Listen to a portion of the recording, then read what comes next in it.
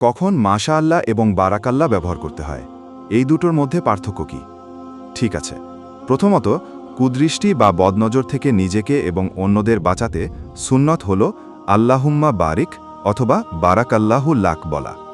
কেউ কেউ তাবারাকাল্লাহ বলতে পারে, তবে এটি তেমন শক্তিশালী নয়। সুতরাং যখন আপনি আল্লাহর কাছ থেকে বারাকাহার জন্য দোয়া করেন, তখন এটি আপনার কুদৃষ্টিকে আটকে দেয়। আপনি কারোর উপর কুদৃষ্টি দেবেন না। কেউ কেউ বলেন, সূরা কাহাফে যখন একজন লোক তার বন্ধুকে তার বাগান দেখে সুন্দর বলার সময় মাশা আল্লাহ লা কুওয়াতা ইল্লা বিল্লাহ বলতে বলেছিল, এর মাধ্যমে আপনি নিজের জিনিসকে কুদৃষ্টি দেওয়া থেকে বাঁচাতে পারবেন। অনেক আলেম বলেন এটি বিশেষভাবে আপনার নিজের জিনিসকে কুদৃষ্টি থেকে বাঁচায়, অন্যদেরকে নয়। তবে অনেক আলেম বলেন আল্লাহর নাম নেওয়ার মাধ্যমেও কাজ হয়। মাশা আল্লাহ লা কুওয়াতা ইল্লা বিল্লাহ বললে সুন্দর গাড়ি বা খেলা করা শিশুদের দেখে কুদৃষ্টি থেকে বাঁচা যায়।